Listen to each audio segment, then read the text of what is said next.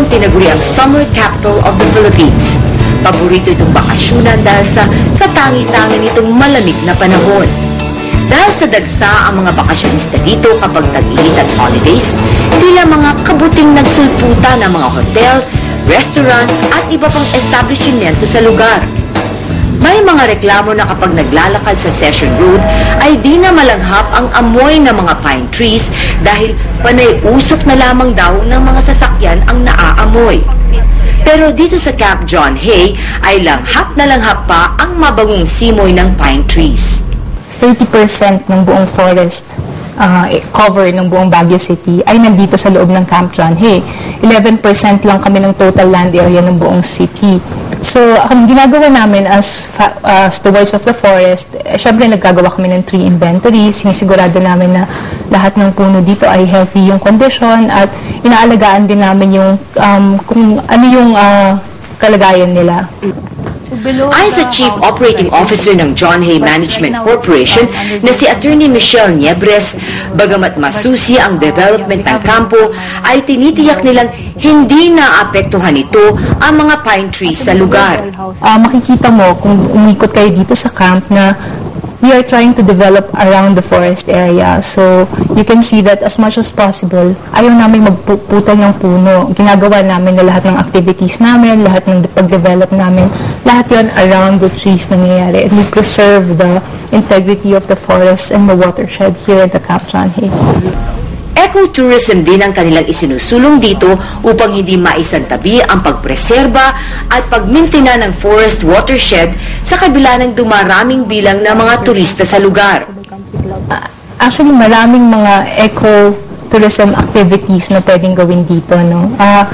Meron kaming eco walks, meaning yung pag-tour around the trails dito sa Camp John Hay. Meron kaming 3 hiking trails kung saan meron kang magagandang views ng mga bundok ng Itogon, Benguet.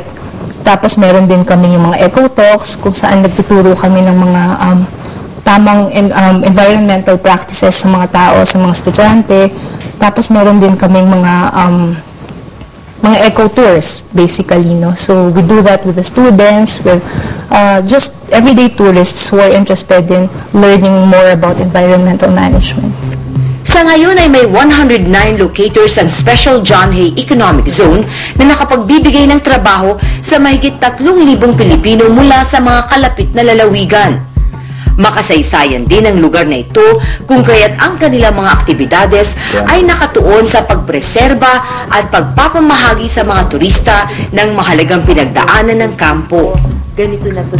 Ang Bell House is 102 years old na as of this year. No? It used to be the vacation quarters of the Commanding General of the U.S. here in the Philippines. So dating bakasyonan to ni Franklin Bell. So, siya yung nagsistay dito, may 2 kwarto dito at isang master bedroom. Can you show me sa John Hay Management Corporation is just trying to maintain it and preserve it as much as we could. So ito ginawa niyo na siyang museum? Yes. Pwede pumasok kahit sila dito? Pwede. We do guided tours dito for a minimal fee. So, anytime pwedeng pumasok, pwedeng tumingin-tingin, para makita nila kung ano yung area. Tapos, medyo malaki siyang area, no? Medyo malaki siyang lugar. Sometimes, nag-host din kami dito ng events like conventions, conferences, and may mga weddings din na nangyayari dito, lalo na dyan sa amphitheater na katabi lang nitong Bell House. Subalit sa likod ng maayos na anyo at pamamalakad sa John Hay ay may mabigat na problema na kinakaharap ang lugar. Ang Camp John Hay na may kabuang 400 hectares ay pag-aari ng gobyerno at pinamamahalaan ng Basis Conversion Development Authority. Noong 1996 ay inumpisahang rentahan ang may 265 na ektarya nito ng John Hay Development Corporation na pag-aari ng negosyanteng si John Sobrepeña. Ayon kay BCDA President Arnel Casanova, 2 taon lamang nagbayad ang JH Devco at ngayon ay mahigit 3.3 billion pesos na ang utang nito sa BCDA. Yung kontrata na pirmahan siya noong 1996, nagbayad lang sila noong unang taon noong 1997. And then pagdating na ng 1998, nagsimula na silang pumalya ng pagbabayad up to the present time.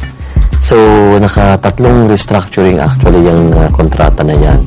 So, yung kanilang talagang honest to goodness na payment lang ay noong unang taon ng lease na ito.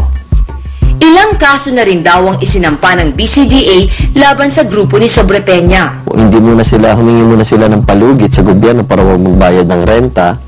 Tapos nang pumayag ang gobyerno, nag-declare naman sila ng dividendo sa kanilang sa mga sarili. So, imbes na napunta sa gobyerno ang pera, ay napunta sa kanilang bulsa. Kaya nga nag-file ang BCDA ng criminal case ng estafa sa Department of Justice.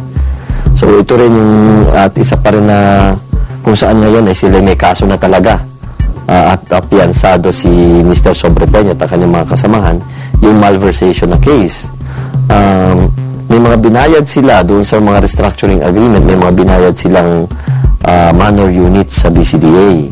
So yun ay pag-aari na talaga dapat ng gobyerno.